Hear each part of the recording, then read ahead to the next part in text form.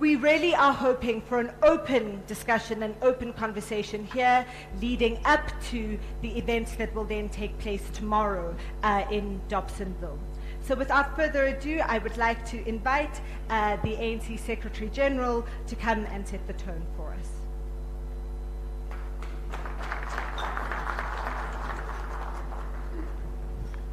Thank you very much, Program Director, the President of the African National Congress, Comrade Cyril Matamela Ramaphosa, the officials of the ANC, Deputy President, Comrade Paul Mashatile, the National Chair of the ANC, Comrade Gwede Mantashe, the Treasurer General of the ANC, Comrade Gwen Ramokgopa, all members of the National Executive Committee of the ANC who are present here, the Chairperson of the ANC in Gauteng,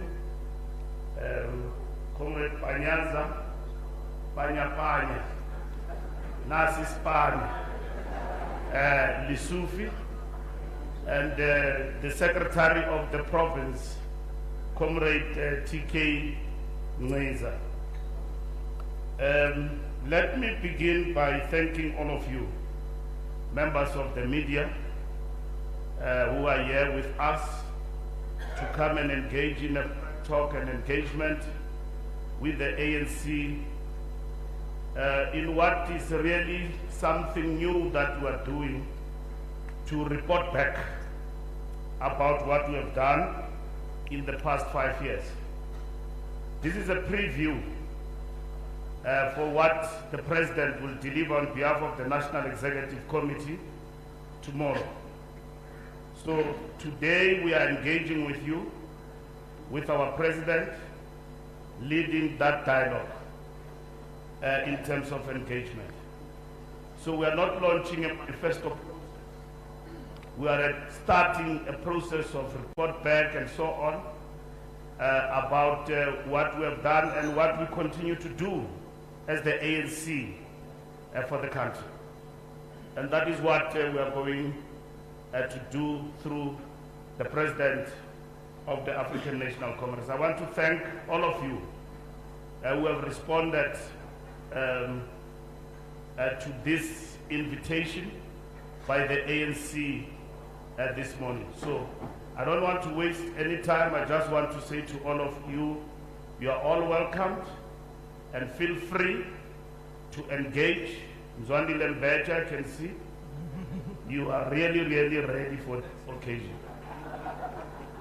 So our President is here.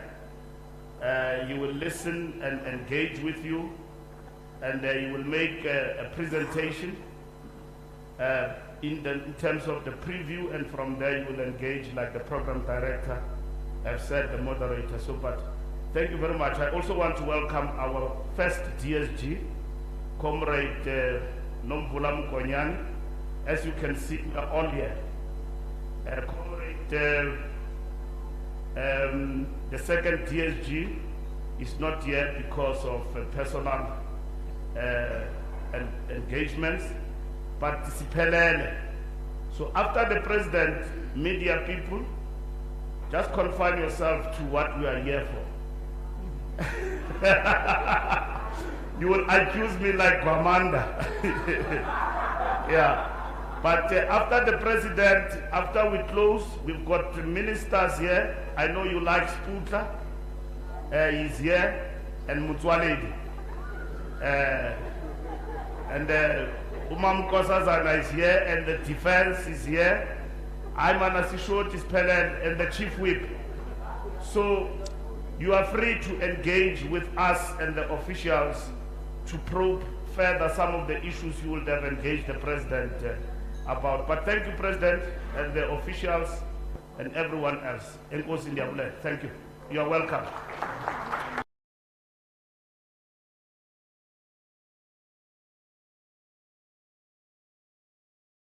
SG, and as he said, this is a report back, a moment for the ANC to really engage with members of the media fraternity as well as the academic community on the progress that has been made in the last 5 years.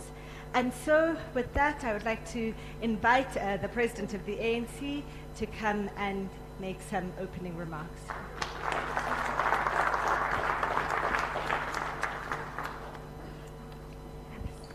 So how do you want it to be? Seated? You are welcome to sit, please. Yes, please. We are having a conversation. Yes, we are.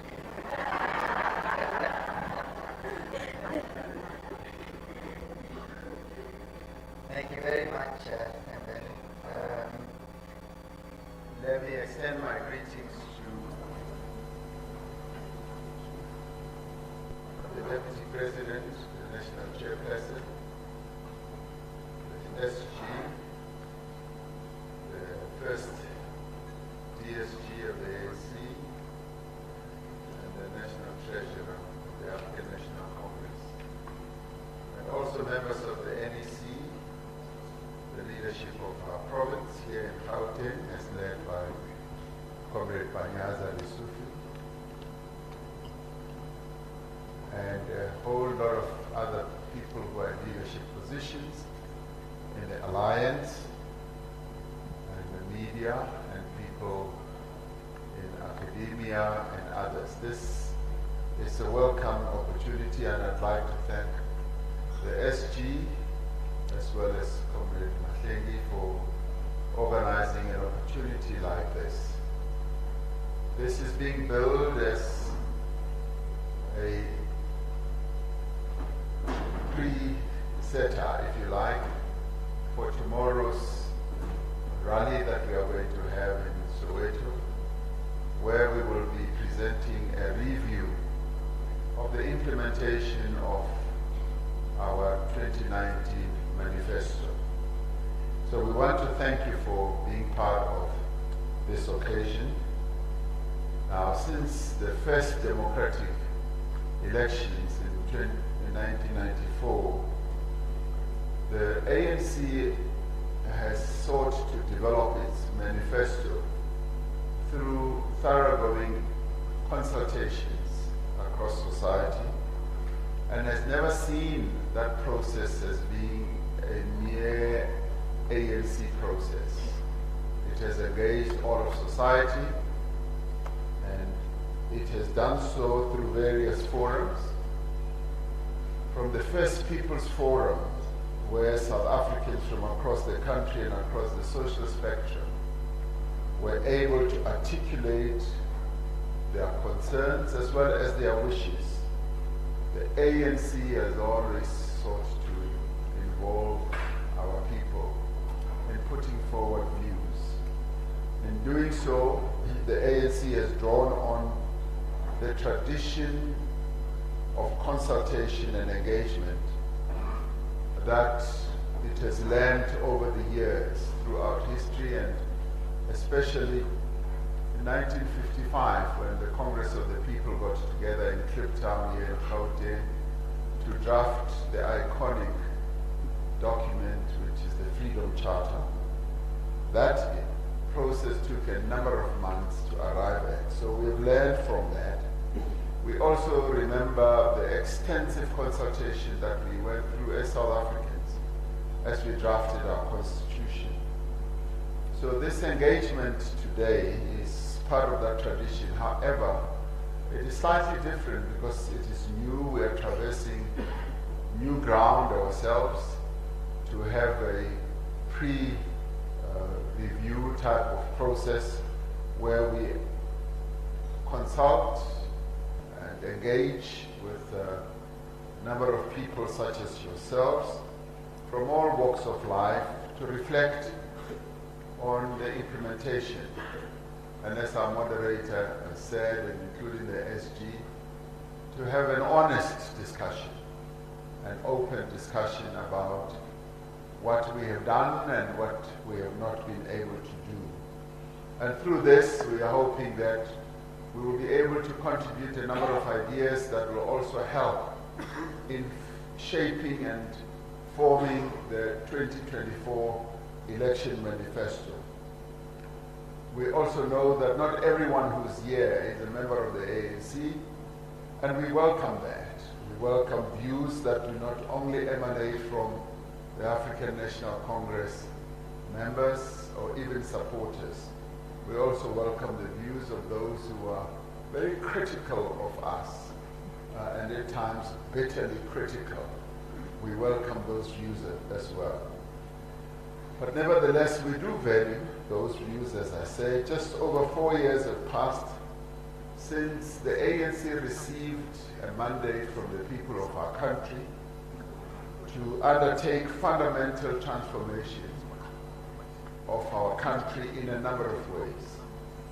Next year, the people of our country will once again have an opportunity to go to the polls, to go and choose the party that they believe, or indeed individuals, now that we have that, should lead their country. So this for us is therefore an appropriate moment for all of us, including the Alliance, to have this review. Now, in undertaking this review process, the ANC wants to understand why we made progress and why in certain instances we were not successful in making progress.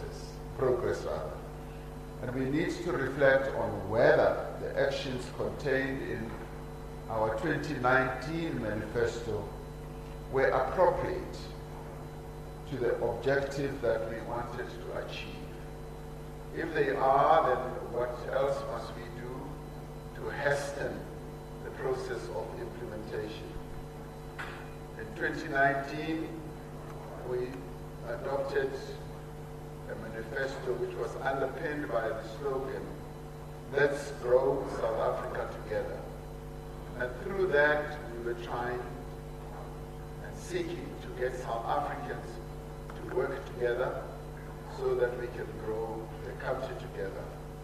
And it was based on 7 priorities. The first being transforming the economy so that the economy can serve all in our country. Second was advancing social transformation. And the third was stepping up the fight against corruption. And the fourth was building safer communities. And the fifth, building and renewing a capable and developmental state. And the sixth was advancing nation building and social cohesion. And building the seventh, building a better Africa and a better world. Now this manifesto review is a learning exercise for us. It is one of the ways in which we are improving effectiveness in the ANC or of the ANC as an agent of fundamental social change. At the center of the 2019 manifesto was a commitment to work to transform our economy. This was reaffirmed at our 2022 National Conference. Specifically, we undertook to focus on interventions that would promote a developmental growth path to create more jobs and to have more decent jobs. As we undertake this manifesto review, we want to give some attention to the issues of employment. Not only do we need to track the employment figures over the last 4 years, we also need to understand our own labor market, the focus that shapes it, and focus rather on the forces that shape it, the way it has changed, where the impediments to faster job creation lie, and where opportunities may well be found, particularly as we look at new sectors of our economy. So in this discussion, we need to acknowledge the massive damage that was caused to our economy and our society by some of the devastating processes that we've been through, COVID-19 being one of them, and the 2021 unrest being another, climate change process that manifested itself through floods being another, and how we responded as a government to try to address the challenges that our people were facing. Now, just as the pandemic and other interventions weakened our economy, it also put severe pressure on public finances, and that made it difficult for us to address everything we needed to. And it is significant and welcome that the economy is now larger in GDP terms than it was before the onset of the pandemic. We are having to make up lost time in the creation of jobs. As many of you will know, we lost up to 2 million jobs just in a period of 1.5 years. So whilst COVID was damaging, we need to ask ourselves a number of other questions, whether we were able to make progress across those areas or not. If you look at our manifesto of 2019, we set out almost 221 commitments, which we delineated around the economy, social transformation, as I said, safer communities, corruption, the fight against corruption, capable state, and the united and diverse South Africa and a better Africa. We have been able to make progress in a number of things, and some have been achieved and some are still in progress. For instance, out of the issue of transformation of our economy, we set out 102 commitments, and we've been through them all and identified each one of them, and have been able to see and track what progress we've made. We have been able to complete 10 of those, and 86 are in progress. Some nearing full completion, and some on the way, meaning that we've had a situation where work has been done and is being done, notwithstanding the diversions that we experienced along the way, COVID, the unrest, the floods, and many other bad situations that we had to face. On social transformation, we set out 51 commitments, and 12 clear of those were achieved, and 36 are in progress. So you could say it's mixed, but progress is being made, and only one represents no progress whatsoever.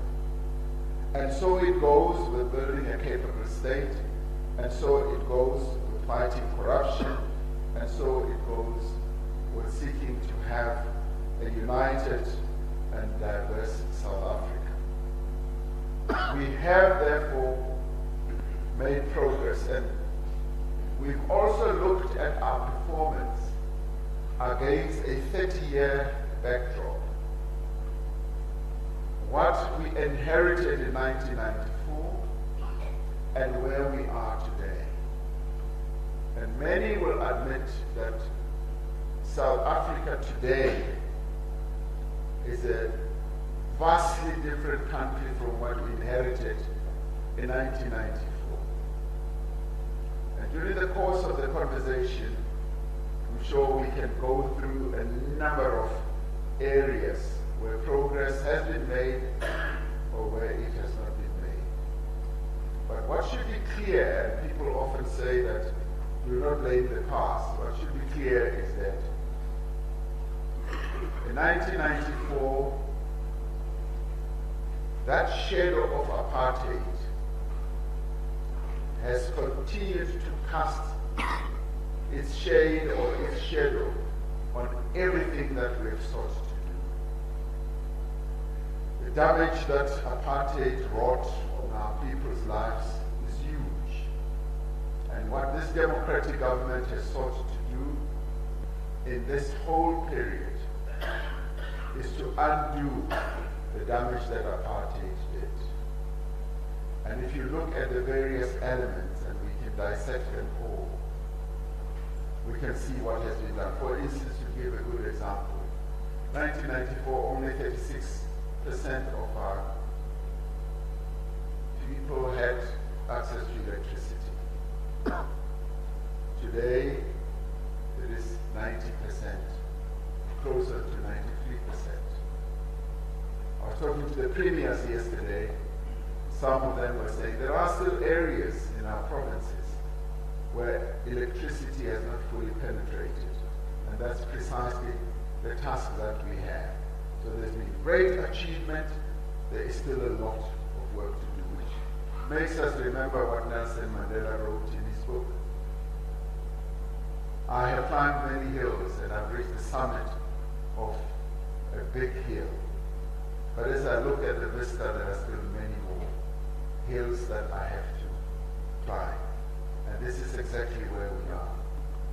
I'm happy that we should start looking at a number of aspects: education, health, social development, crime, and building a capable state. In the conversation, I think we should invite you to look at whether those 7 priorities that we set out were achieved or not.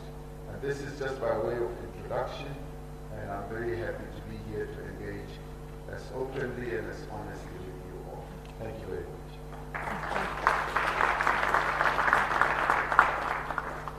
Thank you very much, Mr. President, for laying the ground for the discussion that we're going to be having today. I'm going to take my moderator's prerogative and ask a question of my own before opening it up to the floor. The review document acknowledges, and I quote here directly, "We present this 2019 Manifesto review discussion document mindful that things are very difficult for many families and households, and we must redouble efforts to address the concerns of unemployment, corruption, electricity, crime, gender-based violence, and basic services," and close quote. When you look at the last 4 years, could you give us an assessment of where you think, and from the review that's been done, you spoke to us about the manifesto, what was in the manifesto that is complete and that's in progress, and indeed 46% of the manifesto commitments had to do with the economy. Can you tell us what you are proud of having achieved over the last 4 years, and what, in your view, you think requires greater focus in the next 5 years? Well, I'm pleased with the manner in which we navigated our way through the disasters that befell our country over the past 4 years. As we got into government, little did we know that we would have COVID. That would lead to us shutting the entire country. That would lead to the death of 100,000 South Africans and many more who got ill. That would lead to a loss of 2 million jobs. And that would lead to exacerbating poverty. The response that we had to that calamity was historic, unprecedented, never before seen in our country, where we were able to embark on interventions that in money terms amounted to about 11% of our GDP, laying out assistance and support to those who were affected, and all of us were affected by COVID, where we were able to support working people and laid out 70 billion rand, and where we were able to support ailing businesses, and where we took an unprecedented step of also supporting the unemployed and the poor.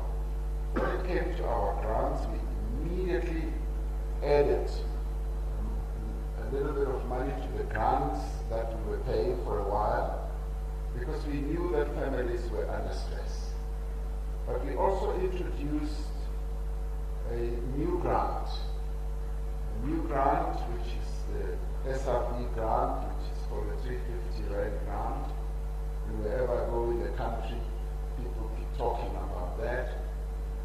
But that grant lays the basis, lays the foundation for a future basic income grant. For that immediately exploded us on a new policy trajectory. We have extended it over time, and now we have to countenance the issue of introducing a basic income grant, obviously within what we can afford. What we also did was to introduce other supportive measures. We supported the employment or experience gathering, if you like, of young people. We brought 800,000 young people into our schools.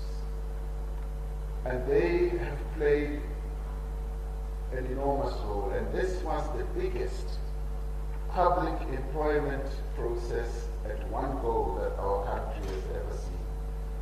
And we then went on to get into other programs like agriculture, environment and all that.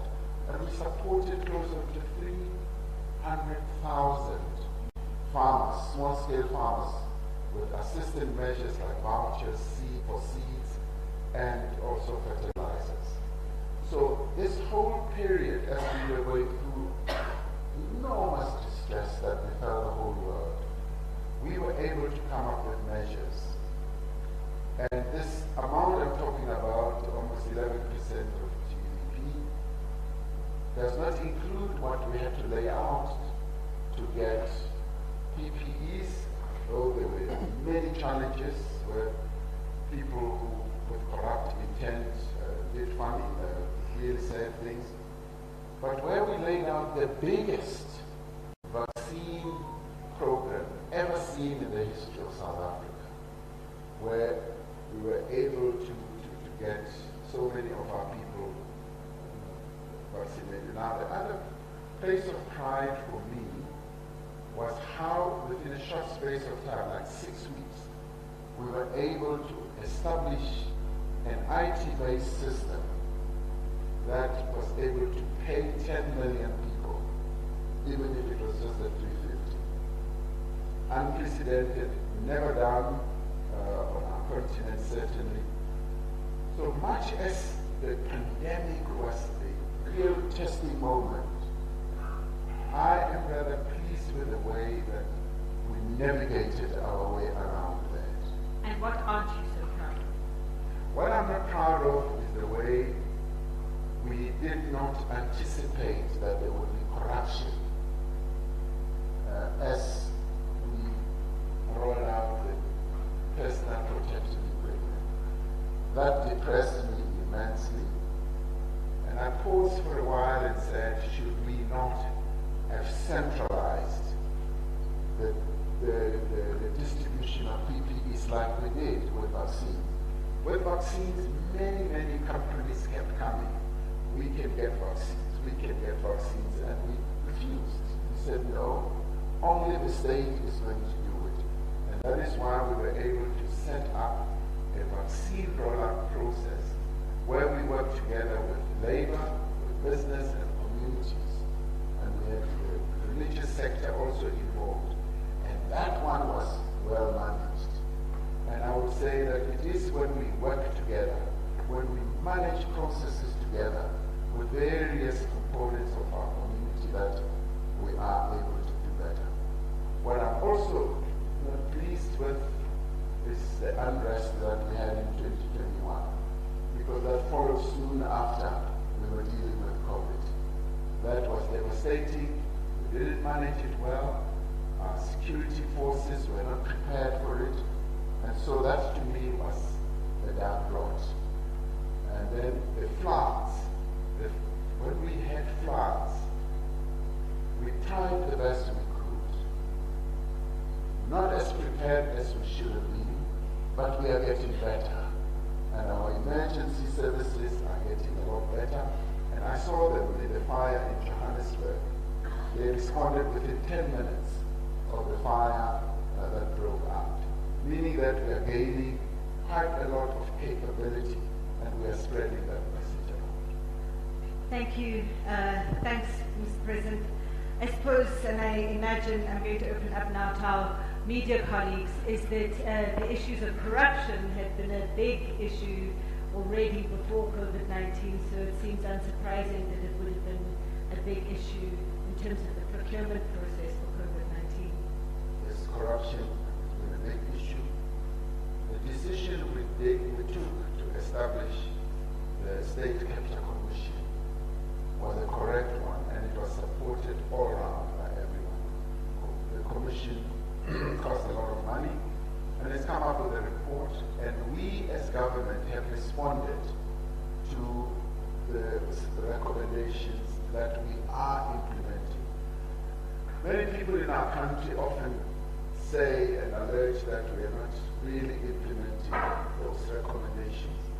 All sectors that were identified by the Commission, including Parliament, is busy with that, various departments of the government, even the governing party, the ANC, committed itself to implementing a number of the Commission's reports, where, for instance, its leaders were fingered.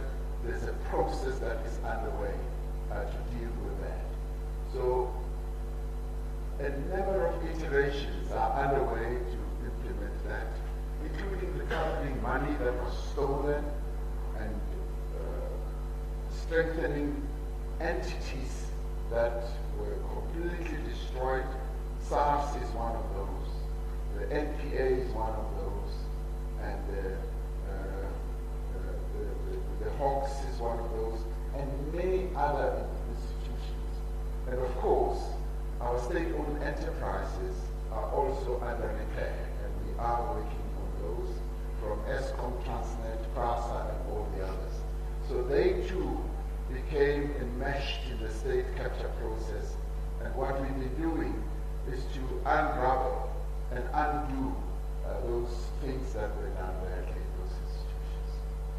Thank you, Mr. President. I'd like to open up to our colleagues from the media.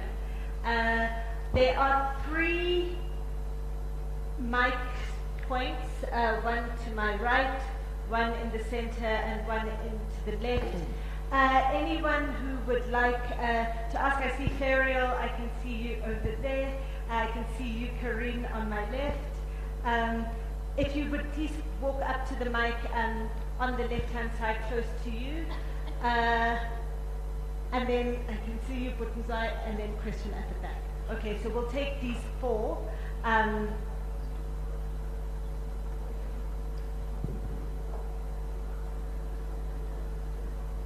please introduce yourself and the media house you're from.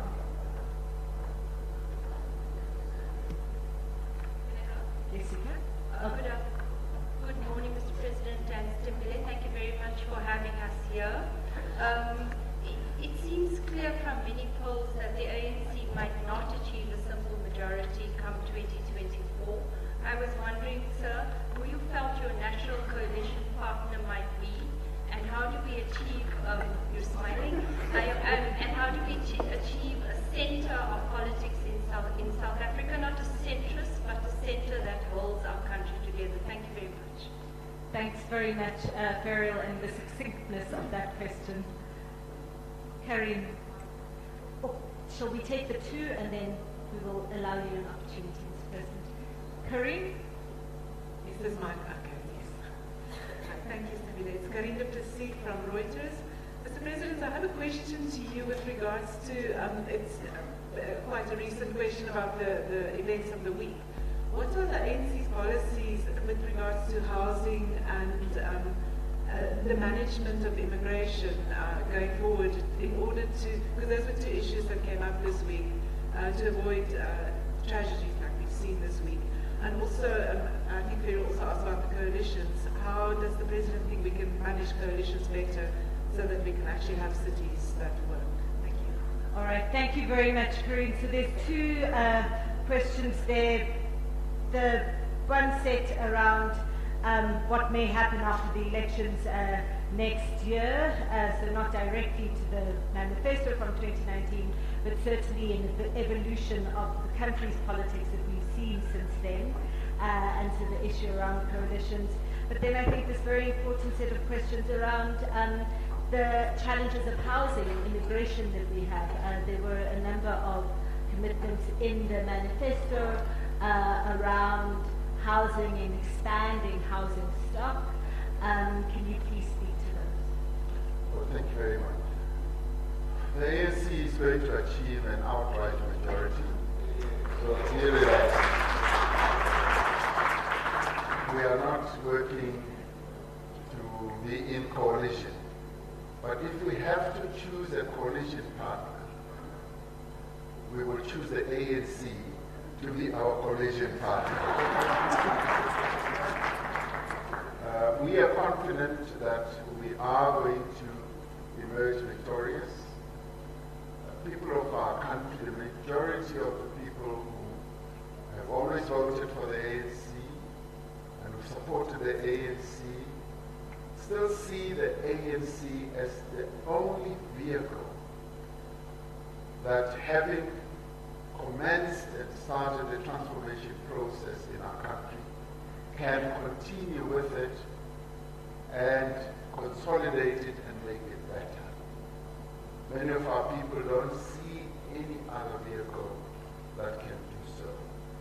The ANC is a party that has wall-to-wall coverage of the country and existence through our 4,500 or so branches, is in every area of our country, ward, street, pathway, in the villages and in the cities.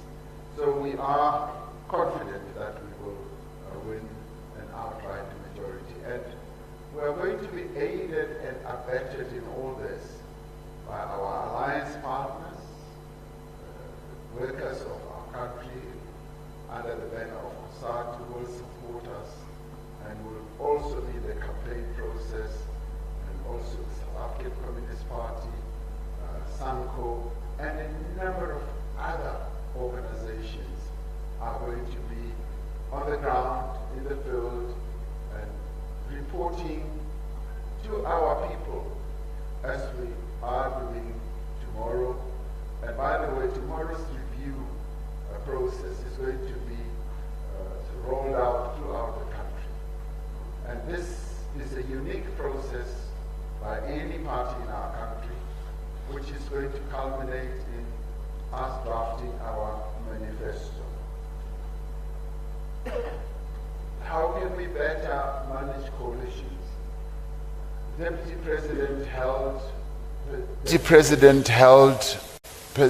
President Paul Mashatile held a forum in Cape Town where he invited a number of parties to discuss the issue of manifestos. And one of the key issues that emerged there is that we need to have a threshold, and that was discussed, and the declaration that was eventually published also will be adding to the understanding that we should have as South Africans on how to manage coalitions. And if you like, I mean, from day one of our democracy, the ANC always had one or other party as a party that we govern with on an invitation basis. And that tradition has continued. And don't necessarily think you can call that a coalition, but we've been well practiced in working with other parties and on an invitation basis. This time around, we're confident we're going to have an outright majority, and what happens after the elections is what we will determine then. Karine, on the question of housing, what happened in Johannesburg was quite devastating and very, very sad. Now, it's a multi-layered problem that Johannesburg is having to deal with. Spent quite a bit of time with the mayoral committee members our regional chairperson, Dada Murero, the Premier, Panyaza Lesufi, discussing all these matters that give rise to challenges, not only to Johannesburg, but to the big cities, particularly the metros. Cape Town is having the same problem, Johannesburg, eThekwini, and a number of others, where there's a lot of influx, not only from foreigners, but also from people in our own country who throng to the major cities because they are the hubs of economic activity and seek to get accommodation.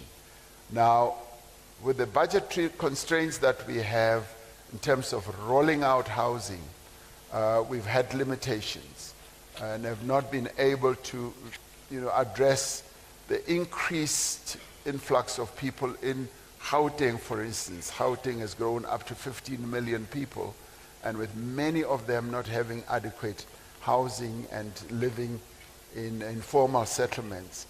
And that has now led to people taking over buildings in our cities. But the saddest part is where buildings are hijacked and taken over illegally, and those criminals who hijack the buildings then start levying exorbitant rentals to vulnerable and poor people. Now, the local government has to enforce the laws.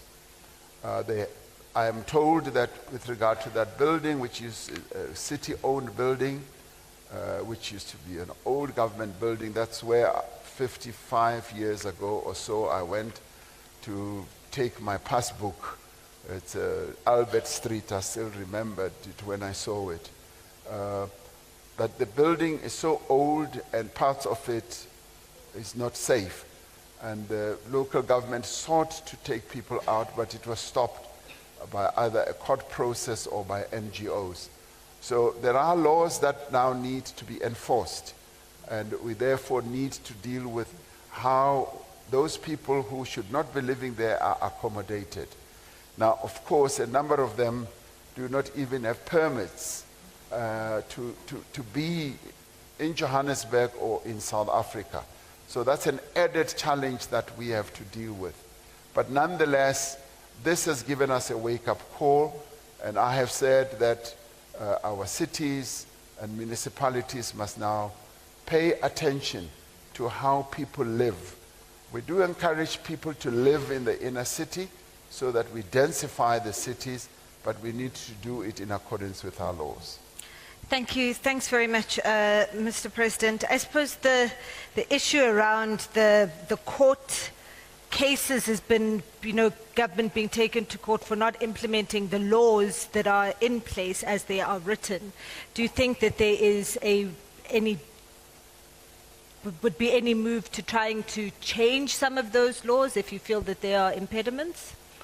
The issue of the restrictions for development that are placed on us as government, and it's right across even, the country, are at times detrimental to development and progress. And in some cases, we have swung the pendulum too much in the way of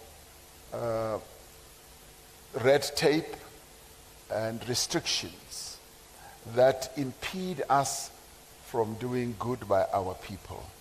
So we need to look at some of those laws, and I've directed ministers and various people in government to get us to start looking at the unnecessary laws that would not, if they are changed, violate people's rights.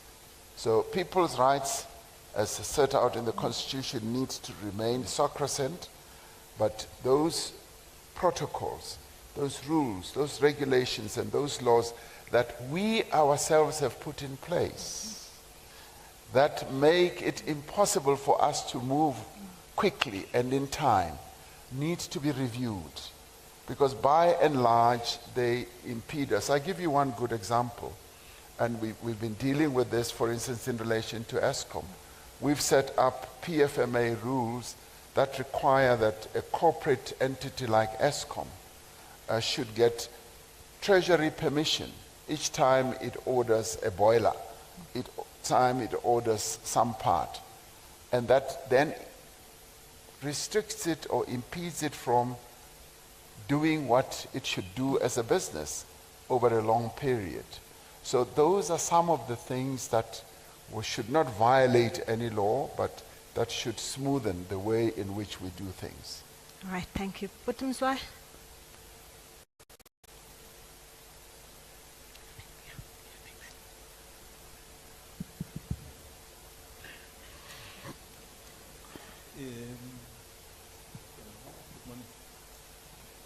One, two. Okay. Good morning. Good morning, Mr. President, and obviously the other leaders and colleagues, academia, and everyone. Mr. President, you have basically said there's a lot that you have achieved, and I think that's quite correct. But obviously there are those that you haven't. Here is the difficulty, perhaps from the general populace.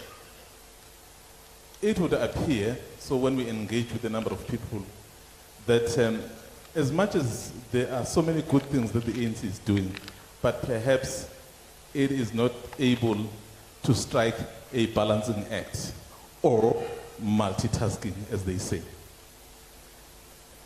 If you look on the ground versus what you are saying, you came in this government almost 5 years ago, and then load shedding was a bit lower than it is now. So on the ground, evidence means differently to what you are saying. We know you're working on it, but the evidence right now is that load shedding is worse than when you came in. Number two, people are struggling, Mr. President, financially. It's been tough. So what people used to do generally, from the townships, from everywhere, when they are going to work, they would buy, let's say, a ticket for the train. Someone will be able to budget properly and buy a ticket for the train for the whole month. Today, trains, I know that we are busy trying to get them back, but they are not there. So people have to spend a lot more. So, yes, you are trying to do things, but the evidence on the ground suggests otherwise. So it means some of what you are doing is putting even difficulty on the people. Let me finish. Yeah, because it's an essay, a thesis, PhD. Yeah, you said it's an engagement, right? Mm-hmm. Yeah, it is. Sure. All right, so moving towards conclusion, Mr. President.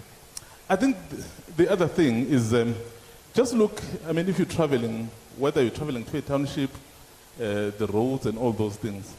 You know, let me make a quick example. I traveled to KZN some 6-7 weeks ago, and then I think just before Newcastle, I tend to take the road towards Vryheid. So as you turn, I passed about 4 cars which had tire punctures because of the potholes. Yes, the trains, or rather the goods, have been moved from the rail and they are on the road, and the road is suffering. Yes, you are trying to do something, but evidence on the ground is putting even more difficulty to the people that we are trying to serve. What is it that you are going to do to really do things that people will see that they are making the difference in their lives versus what is happening now? Yes, there's, I mean, what you are speaking about, we accept that. But the fact of the matter is, Mr. President, your people are suffering. Thanks. Thank you very much. We'll take one more and introduce yourself and Media House, and then we will. The Maserabo President. My name is Moloko Mloto from ENCA. I have 3 quick questions. I heard you saying that one of the things that you were disappointed with was that you did not anticipate there would be corruption with regard to the procurement of PPEs. South Africans would recall you were on TV vowing, making a commitment in January 2021 that there would not be corruption I'm not very much interested in the contradiction that you are making now. I'm more interested in the fact that even after you had made a commitment that there would not be corruption, yet there was corruption. Do you not think, therefore, that people who committed corruption knew that they can get away with this impunity because the system would not catch them? That on its own, if you were just to speak to the ineffectiveness of the system. When you were elected as president of the ANC for the first time, it was on the ticket of renewal. You might have heard the former president of the ANC, Thabo Mbeki, 2 weeks back when he was interacting with the students and stakeholders at the University of South Africa. And he said that the ANC has completely failed to renew itself. Your view there from someone who was in the position you are holding. Lastly, in the wake of this inferno that unfortunately killed 76 people in Johannesburg, you might have heard that the NGOs have really been severely criticized for, going to court to ensure that the Bill of Rights, which is the cornerstone of our democracy, is implemented. We know it protects everyone who is within South Africa, including foreign nationals. In the view of the criticism by some of the leaders, both at the local level and even national leaders to some extent, do you support their views that the NGOs are problematic when they challenge the actions that are taken by the administrators to either evict people from such buildings? Because these people came here not because the courts allowed them in, but because those who are supposed to implement or enforce compliance failed. Thank you. Thank you very much for those. I've acknowledged that I can see the gentleman in the middle who'd like to ask a question. I'm going to allow a moment for the President to respond to that. And I think 2 very important issues from there, that people are poorer than they were in 2019. So despite it's 18.6 million people are on social grants as of 2023, but overall people feel as though their lives are, and people's lives are harder. And then this issue of impunity for corruption. Thank you. Well, thank you very much, Zwai. Yes, you do in your background to your question say that, yes, we can see that things are being done. To me, that is acknowledgement that even you can see that things are being done and work is underway to turn the situation around.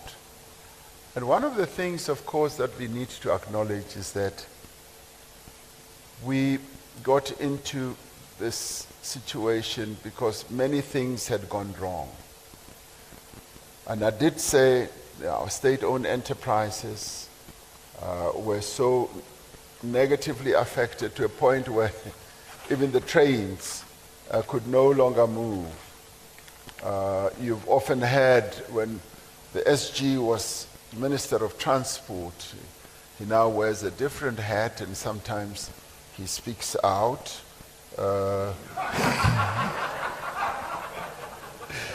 But even when he was Minister of Transport, he would come to me and say, President, I cannot believe the situation that we have, that we've got ghost workers and thousands of them. And that was aided and abetted by the state capture. And it took time to arrive at this type of information. And he then got involved in trying to get the trains to move again. Passenger rail trains, goods trains and all that. So what we went through was we went right down to the bottom. And having gotten there, there's only one way out, it's up. And that's exactly where we are. The situation was truly bad and horrible.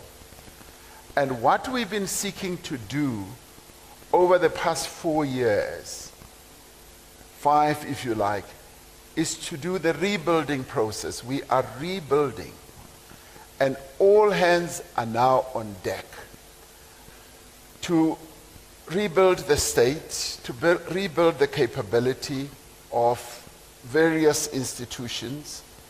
You talk about load shedding. Load shedding was long in the making. And it started literally in 1998 when ESCOM said we need to build new power stations. And at the time, wrong decisions were taken. That no, don't build. And that has been admitted. And it was like, you know, a choo-choo train that was going to crash. And it had to get to a point where it is today. Trying to shore it up was not going to be an easy task. We now have a better understanding, a deeper understanding even, of what the real challenge is. And we've been communicating that to our people. Our people, even as we go through load shedding, they have a better understanding. And even those in our townships, see, we have an added different problem in our townships. Even in the township where I grew up, they are affected doubly by load shedding as well as by the short-circuiting of the electricity with the transformers breaking down. A matter that the Premier and the city are attending to. So all those processes people now understand, and they see the steps and the efforts that we are taking to address that. And those are being addressed in earnest. Load shedding, we did say, would be reduced from 6, and by next year, as the Minister of Electricity, who I appointed against, you know, the wishes of many people, has been doing a great job. And working together with the Minister of Energy and the Minister of Public Enterprises, the three of them have been working well together to make sure that we address this, and from different points of view. Now, load shedding is going to be reduced and gotten rid of. With the initiatives that we are taking to restructure ESCOM, to deal with the debt, to deal with the issues of transmission, all that is being addressed, and all that has been long in the making. What we are doing is to repair, to rebuild. Precisely the point that you are acknowledging, that you see that it's happening. Minister of Transport was telling me the other day that, President, you won't imagine the joy that I saw on people's faces as we opened a line corridor, passenger rail. People came forward to her and said, we used to spend 1,900 on transport. Now this person came and said, I now spend 300 rand. And of course, it should never have gotten to a stage where they spend 1,900. But they are now spending 300 rand because the train is now moving. And we are opening more and more corridors. We've gotten rid of the ghost workers who were in PRASA. And we are repairing all that. Yes, people are struggling. We know that. And these are the impacts of low and poor economic growth, which has engulfed the whole world. And we are also in the midst of it. Our economy is not growing at levels that we want it to grow, but in our case it's exacerbated by some of, if you could say man-made, self-made rather, impediments such as our logistics. Our goods trains have not been moving. Our ports have been reduced to a shadow of their former selves, but we are addressing it. And how are we addressing it? You would know that because we've communicated that. We are addressing it in cooperation with all sectors, with the unions, with the business communities, particularly on the logistics. We are working with the agriculture sector, the timber sector, the auto sector, the fresh food sector, the citrus food sector, and all of them, we're all hands on deck repairing that whole logistics sector so that the trains can move again, so that the trucks can get off our roads. We are repairing our roads. I traveled by road to a town in one of our countries, and it was just filled with potholes all over. And that was like 3 months ago. And I traveled to that town again 6 weeks ago. The potholes, well, they were repairing the potholes. And I saw all these people in orange uniforms, overalls rather, repairing the potholes. And 6 weeks ago I traveled, the potholes were gone, bar one. So it basically told me that work is now underway. Even the potholes are being repaired in cooperation, yes, with the private sector. When it comes to poverty, yes, poverty is rife in our country. Some months ago, I said we had reduced poverty from 17% to 7%. People doubted that, and Africa Fact Check was asked to check whether that is true or not. And they found that it is true. Poverty, like the multidisciplinary poverty or multidimensional poverty, has been reduced to 7%. That does not mean that there is no acute poverty in our country when measured against the three other measures. But the fact of the matter it has, and I was talking to one person who works in an NGO, they said, President, the initiatives, the pro-poor initiatives that the government has taken have lessened the incidence of poverty. Had we not taken some of those initiatives, poverty would have been much worse. So even that, the government has been taking steps to reduce the effect of poverty. Of course, we are not doing enough. And we are also held back by our own fiscus weakness.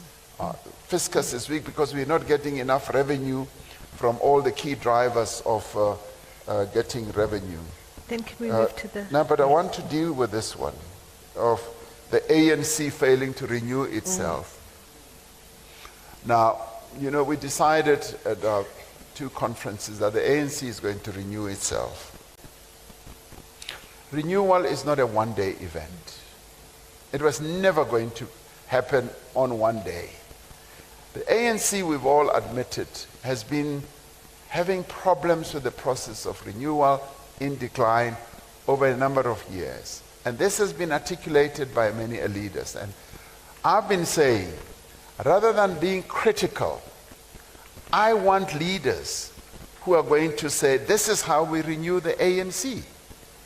Not just stand on podiums and say, you are much worse than this time and that time. I want proposals. So if we say the ANC is in a mess, I immediately say, tell me, as a leader, what should we do to help renew this ANC? And that's precisely the steps that we have been taking. We've been dealing with issues that debilitate against the adherence to our values in very practical terms. And many parties around the world have had problems with weakening of their own values and principles. And we are in the upward trajectory now. We are dealing with issues that militate against the standing of the ANC. And we've been very open and very forward. The leadership of the ANC, the National Executive Committee, right now is committed to ensuring that there is renewal. And we're taking it right down to the branches. So I want to say leaders of the ANC must themselves be championing the renewal of the ANC and taking steps to ensure that the ANC is renewed. Thank you. Thank you. I'm going to park it because I do want colleagues... I do want to add Yes. that we don't see NGOs as a problem. Okay. Because the question was raised. Are NGOs a problem? No. NGOs play a very critical role in the body politic of this country. And we want to work with NGOs. We want to cooperate with them even on issues of housing, even on all other issues. We work with NGO, for instance, in how we can structure a future basic income grant. We are working with them, hands-on. So they play a critical role, and where there are weaknesses, we've got to address those. Thank you. There's a question over here, and then I'm opening up to all the academics and think tank people. I can see Mr. Boyd, nice to see you, Doctor. I can see your hand, and Sther, I can see your hand. I can see a hand over there. So we're going to start, and then, great.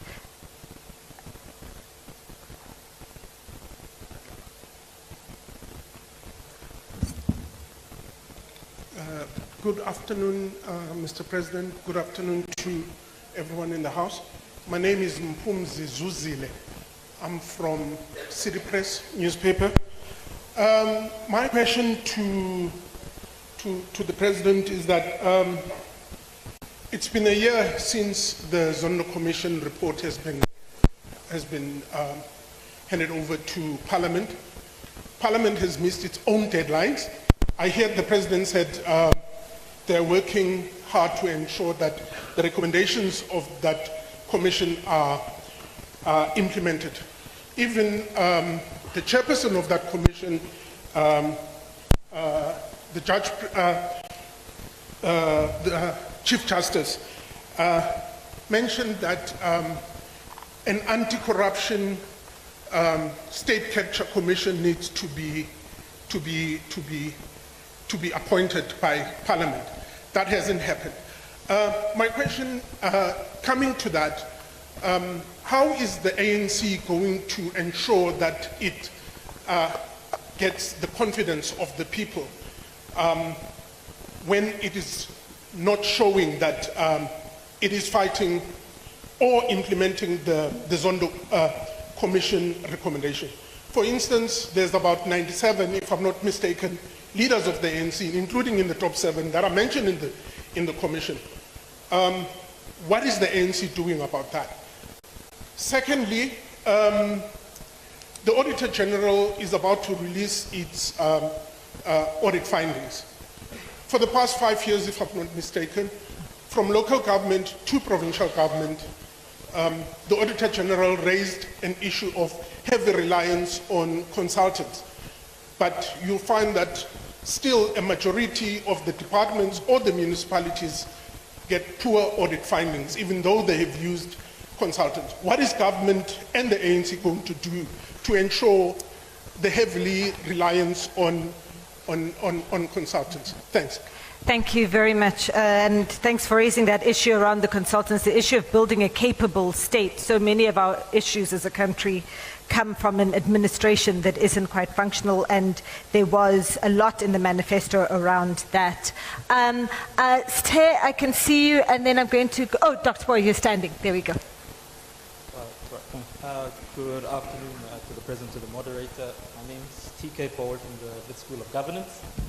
I just have moderated 2 questions, and the second one is also a bit of maybe to help the ANC, because as academics we're always accused of saying we criticize and give solutions. Indeed. Yeah, so the first question, President, is what explains the poor quality of articulation of the 2019 manifesto vis-a-vis the 2004, 2009, and 2014 manifestos? If you read the 2004, page 6, and 2009, page 1, and 2014 manifesto 6 to 14, the explanation of the economy and the crisis of the South African state is actually quite clear. For instance, on page, I think, 6 of the 2004, they speak about the debt crisis and how South Africa was able to actually move out of that, and that allows for more policy room. The 2019 manifesto takes what the ANC has done in 3 decades, because we have to kind of count it as 3, we're rounding off, and says that we need to judge you on a 5-year period. That seems a bit, I don't want to say disingenuous, but I think a bit shallow. Yeah, it's a bit shallow. Because we should be judging you on a period of, from those manifestos to what you're going into the election now, to say, what have you done in those long time periods? I know we gauge you according to ANC presence and leadership, but you are one party at the end of the day, last time I checked. And the 2019 manifesto is really a poor articulation of the history of the manifestos post 1994. So maybe I'd like a direct answer to that one. And then secondly, on the ANC manifesto, the one before we got today, still 2019, page 57, and the review one from today, page 34, you speak about a capable developmental state, and I hear Dr. Stebele said that. Is that a clear admission that from 2009, where you said it's a democratic developmental state, that the ANC admits that they failed in trying to be a proper developmental state? Because to be a proper developmental state, you don't need to put prefixes before what it really means. It's either you are or you're not. And could this be because the ANC, I think, on the big ideas, you're no longer a big idea party? And now to come to my recommendation so that I don't seem like I'm being harsh is, if you are still let's say if and when you return to power, maybe the two big ideas I would say you need to revisit, because these are not my ideas or my recommendations. This is purely from the ANC. I think it was from the Stellenbosch conference. The idea of provinces. We have seen provinces don't work. For local government to work, we actually need to get rid of that structure of provinces. This is something the ANC was very theoretically strong in and actually having a debate about in the early 90s and in many of their documents. What happened to that? Because as we currently see, if you even look at the the midterm, if you do the projections for the next 5 years of the budget, provinces are actually going to cost us more. And a lot of that money, as you correctly put in your district development model, should be going towards how do we grow our economy from Joburg and Durban to Cape Town? Because the rest of South Africa is excluded if you don't live in those areas. And secondly, the issue of super ministries. Again, not my idea. This goes back to the ANC in the 90s and your policy documents, that we have too many ministries. You said so yourself. And the research we're doing at the Wits School of Governance under myself, funding pending from the government, we're actually looking to say, look, in truth, the South African government only needs about 18 ministries. How many? 18. Oh. 18. 18, not 80. Because if it was 80, I'll also apply to be a minister. But it's 18, actually it's actually 16 to 17, and constitutionally, if you look at other countries, it's actually lower. But the question, my suggestion and humble recommendation would be, go back to the idea of having super ministries. This is an ANC idea, not mine. Because when we do our research looking at that, when you deal with the economy and you actually put them in one box, this super ministry, you actually are able to actually address the macro and the micro issues. So those are just criticisms and recommendations, because at the Wits School of Government, we're all about moving South Africa forward. And please share those papers.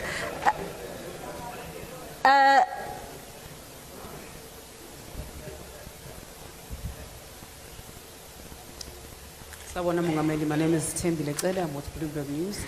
You mentioned the issue of the fiscus, President. National Treasury is already warning that the medium-term budget is going to be a tough one, especially for those who like to spend. We have a massive budget deficit.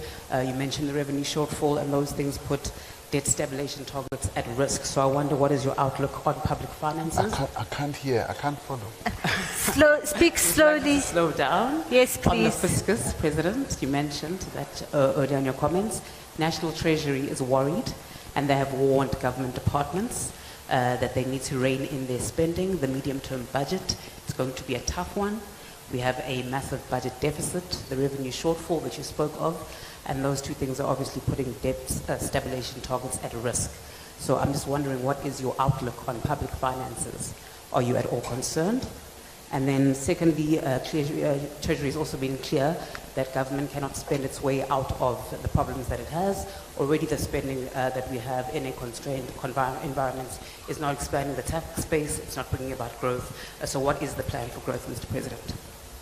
We good? All right.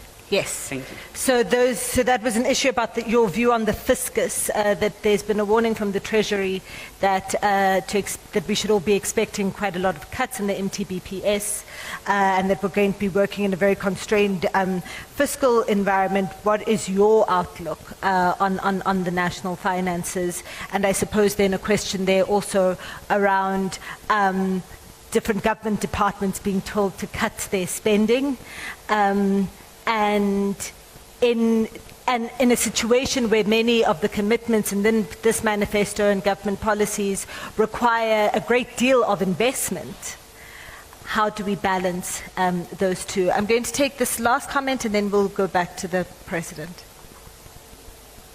Good afternoon, Mr. President, and everyone this side of the table. Maybe... Sorry, can't hear you, sir. Can you... Okay.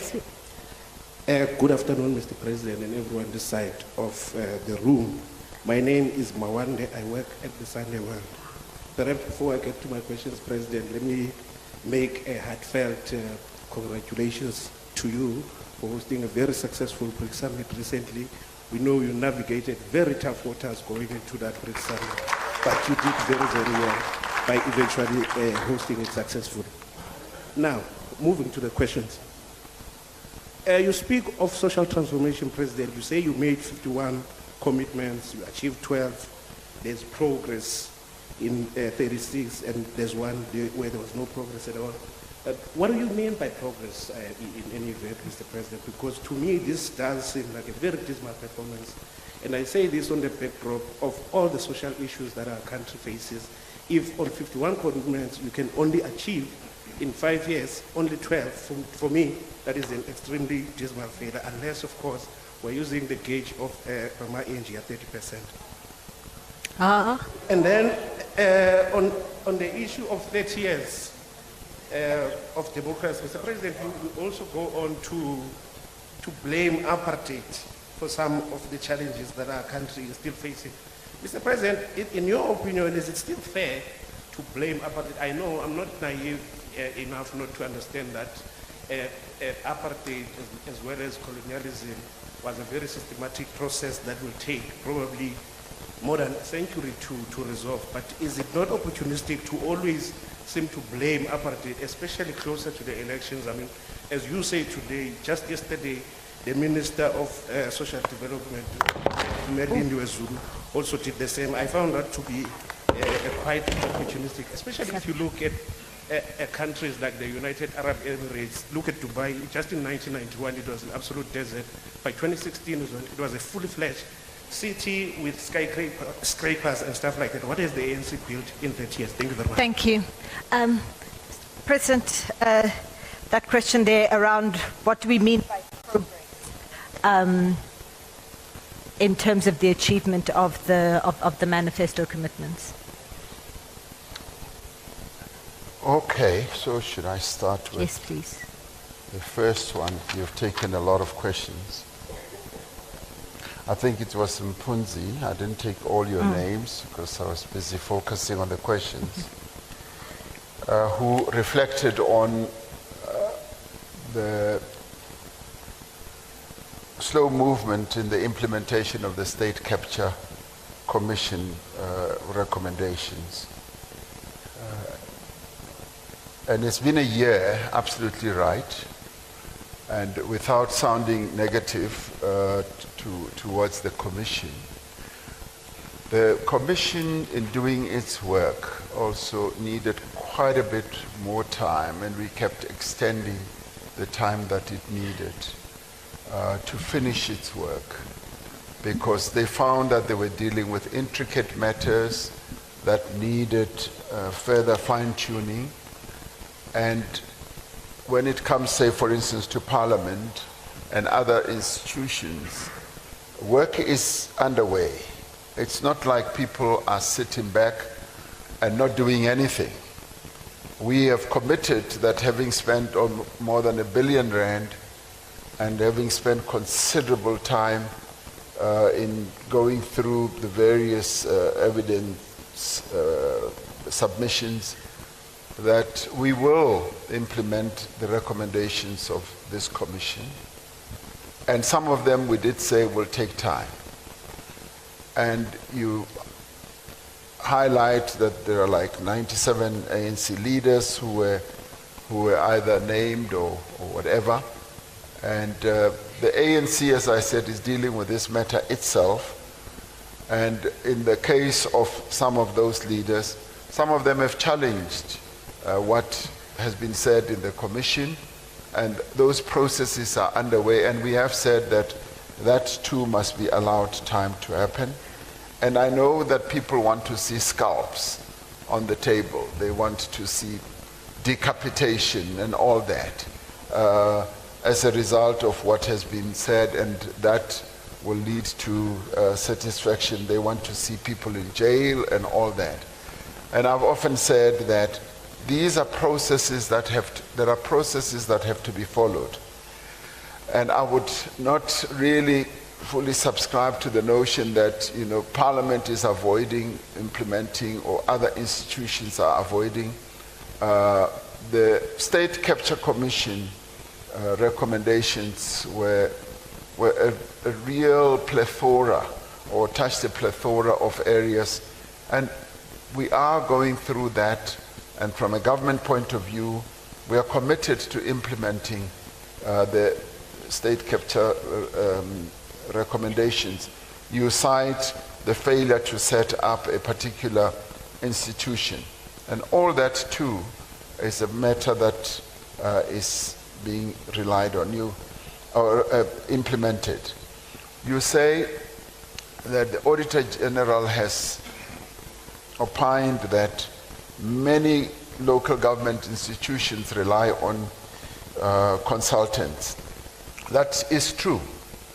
And we have said that when it comes to the capacity of the state, in many, many ways, there is lack of capacity.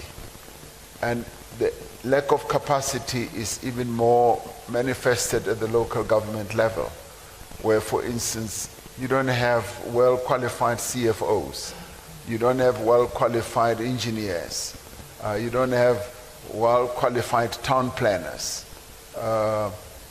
Apartheid robbed us of having a plethora of town planners in the education system. So that is partly the shadow of apartheid that I talk about, that had we been a normal country, we would have had our country littered with young people who are town planners, who live in the various towns.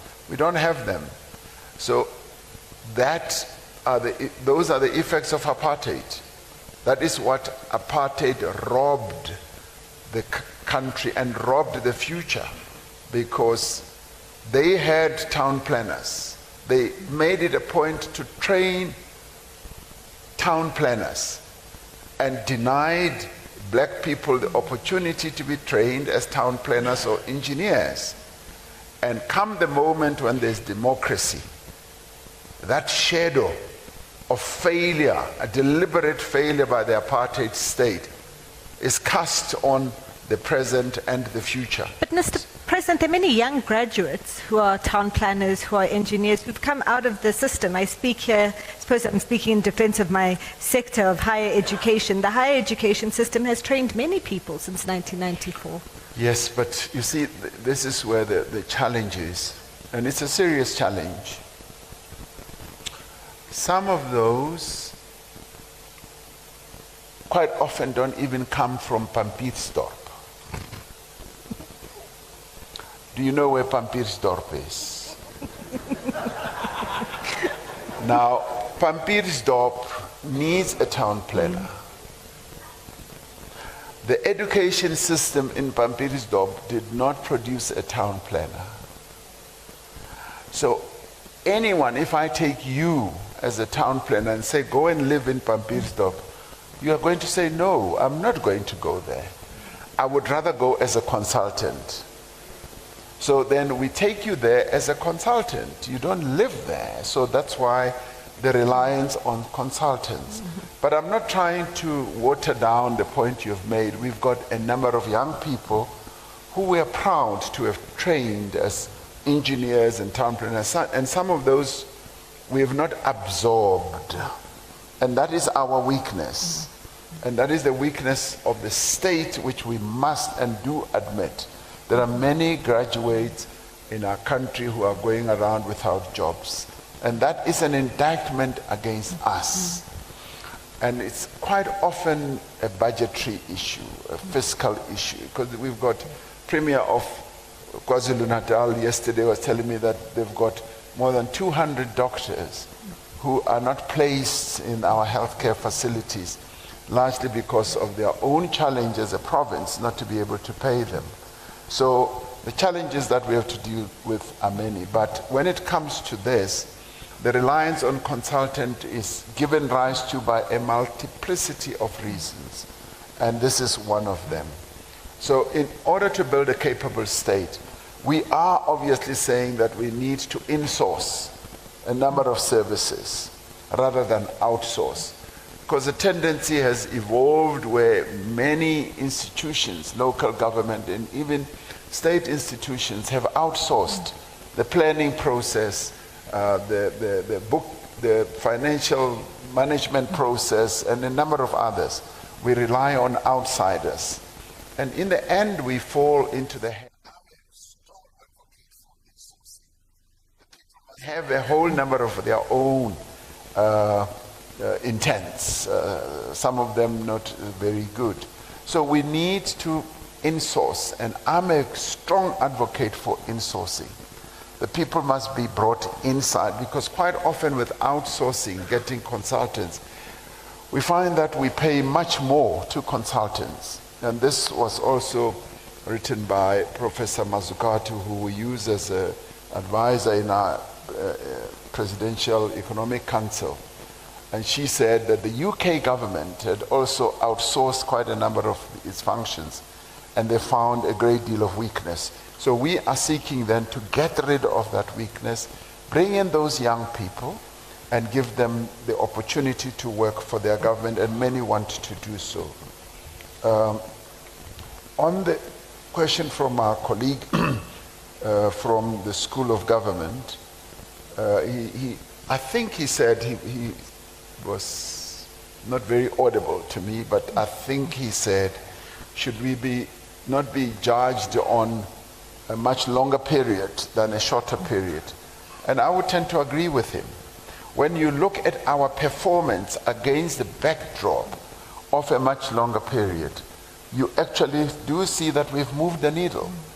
For instance, when it comes to something like reticulation of piped water, we have done much more than what we found under apartheid. When it comes to human settlements or housing, we've been able to accommodate people, many more people than what apartheid had done. So yes, I agree. On issues like, for instance, access to health, many more people under the democratic government do have access to health. We built many more clinics than we found under the apartheid era. So if you look at it across that line, you'll find that we have achieved a lot more than we did. Now, he says, have we failed as a developmental state? I would argue that we have not failed as a developmental state. There have been weaknesses.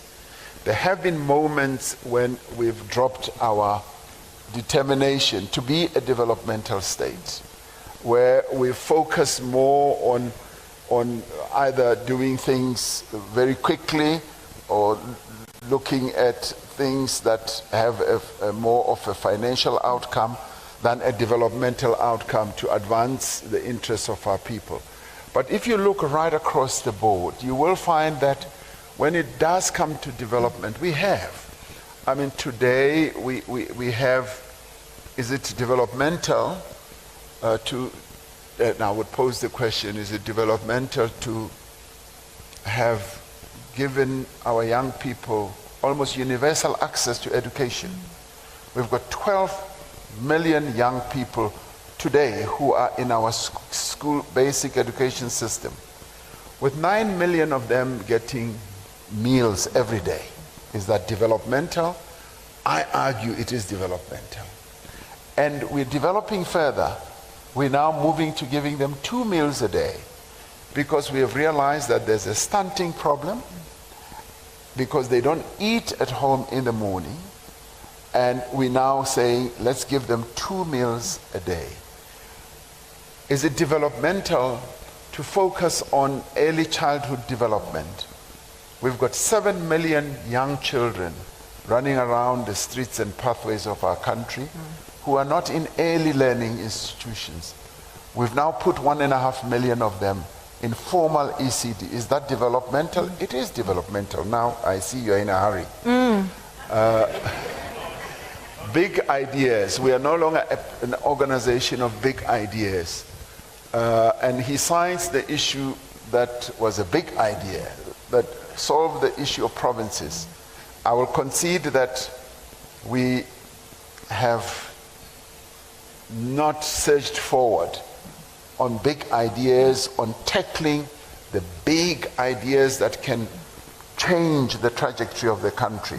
For instance, provinces. It was mooted some time ago, and we let it go. One of the other things that was mooted, which we are moving on now, was to have your regional electricity distribution processes, REDs. It was mooted, we left it, we are now coming back to it. Too many ministries, haha. Yes, I did say that we would reduce the ministries. We brought them down to about 26, we then got them up again to 30, and I still remain committed that we are going to reduce them. But my dear brother moots a very interesting question. He says, have super ministries. And that may well be a good answer to that. Now, coming to Treasury. Treasury has said that we are facing fiscal challenges, which is true.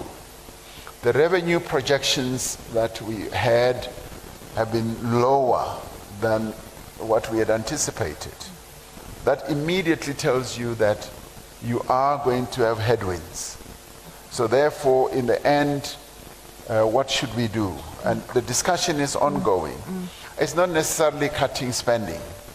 It's seeing how best you focus on your key delivery areas, your key investment areas, and look at how you recalibrate the other spending expenditure. So it's about prioritizing. Areas. Yeah, you prioritize.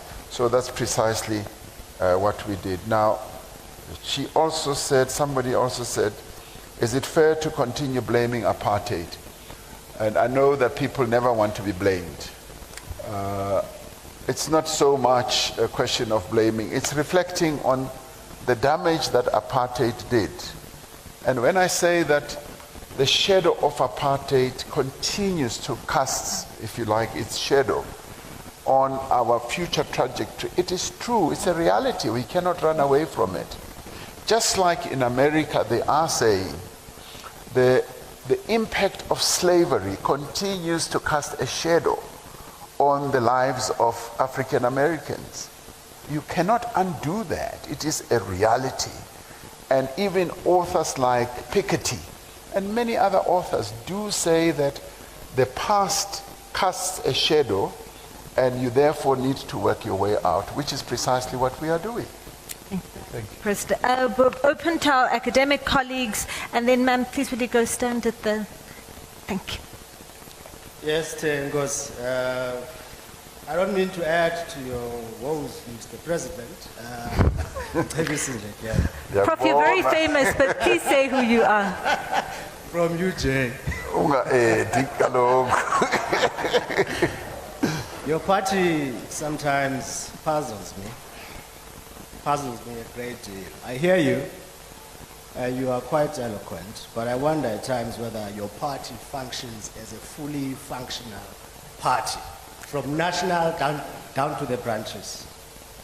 You look at municipalities, for instance, Mr. President. Monies are returned.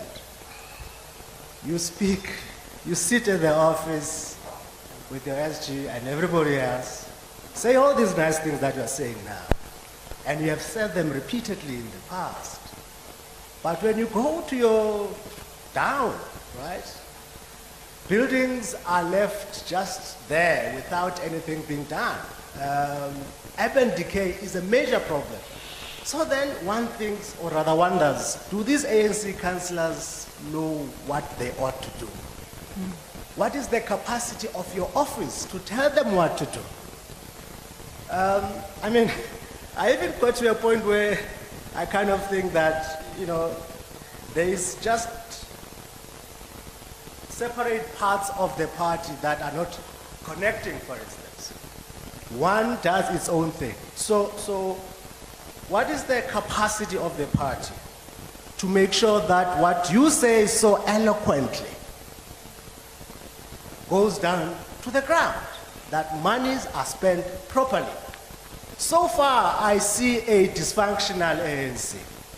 I don't think you guys are in charge of what is happening on the ground. That's what I'm seeing. Thank you. Thank you. Thank you, Stembile. I'm Frank Lekaba from the School of Governance, Faith School of Governance. Two concerns, President. This is on priority 7, Better Africa, Better World. There is a resurgence of coups in the continent. And it seems like the African Union is now becoming incapacitated to handle these coups. At some point, when we transformed in 2002, the Lome Declaration helped to reduce this scourge of coups in the continent. But it seems like they are resurging, and it seems like the AU is incapable to handle them. So, do you think we should have a rethink on that Lome Declaration of the African Union? That is one. Two, which is the last point, is the democratic elections in the continent. To say democratic elections leaves much to be desired, because when you look at the recent elections in the continent, they look like bogus or a sham.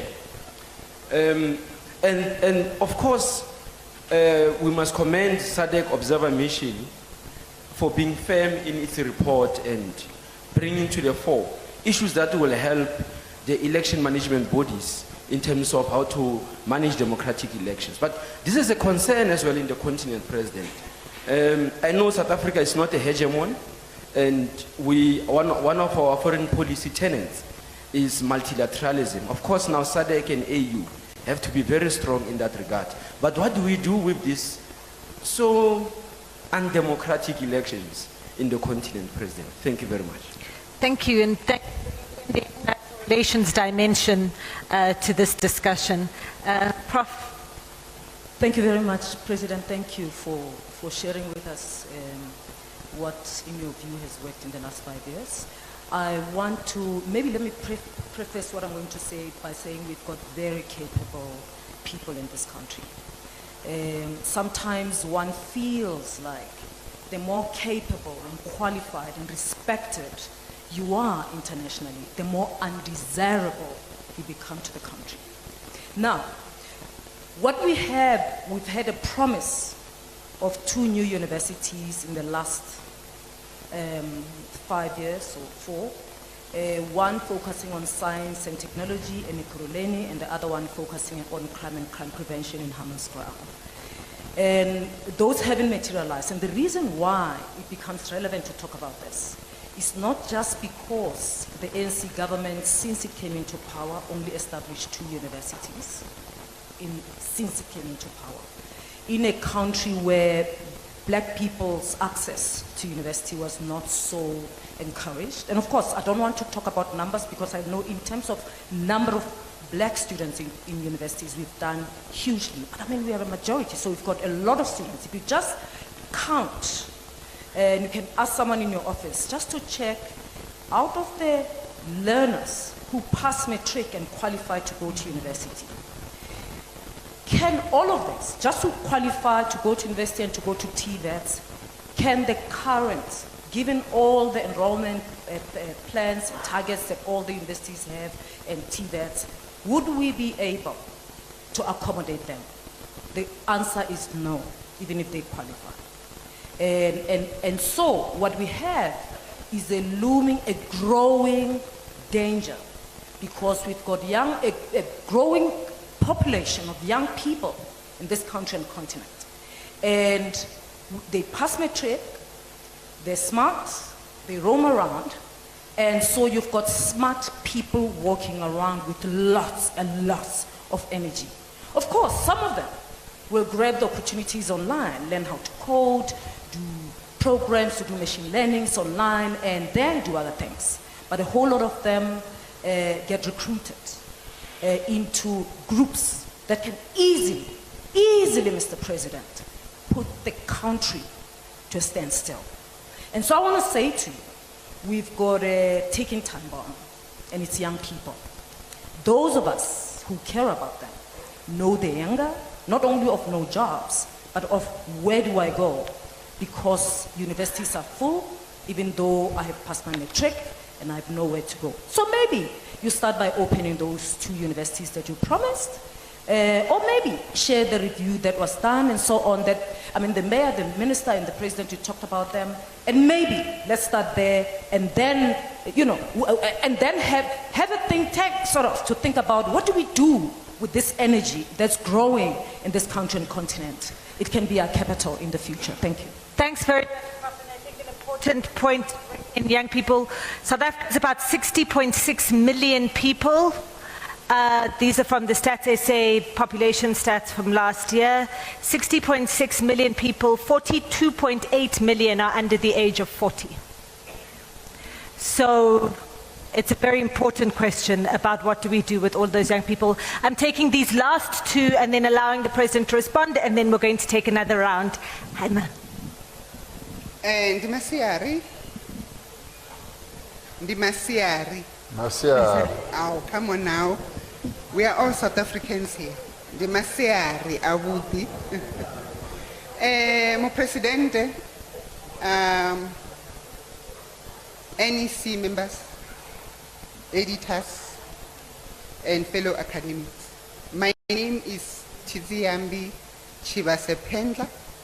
I'm a professor in education management, leadership and administration. I'm currently at Tshwane North TVET College. I'm a proud product of apartheid. And I'm also very appreciative of the current ANC government. Very, because we are here today because of this ANC government. We can say so many things, which some of them, of course, maybe are justified. But where we are, especially my generation, I never thought I'll be able to see a new democratic government. Having said that, we have a serious problem. And I think it's an elephant in the room, and we are not necessarily addressing it. The issue of literacy and numeracy. I passed with a 50%, and I always wanted to at least get an 80%. And I'm sure I did get some few distinctions in the process. But right now, our kids are discouraged, are put at that level where they feel good when they get 33%. If we address that, we'll be able to address so many trials and failures. Failures in terms of skills. According to research, only 35% of our learners are able to read and write. 12% in Mpumalanga, and with at least 43% in the Cape, Western Cape. We need to go back to the drawing board and look at what is happening, especially with the decreasing of the pass rate for our kids. We are not necessarily helping them, but we are destroying them. They cannot compete, they cannot even begin to build this country. Thank you. Thank you, Prophet. Thanks for reminding us that universal access is one thing, but what's the quality of the education that's being accessed? Isabel, I can see you, Prof, and you're standing. Can I take you in the next round? We've been given permission to go for an additional 20 minutes, so I'm going to definitely take you in the next one. Thanks, Prophet. Isabel. I'm Isabel Fry, Executive Director of Social Policy Initiative, a National Minimum Wage Commissioner, and a member of the Nedlac Community Constituency. Greetings, Mr. President.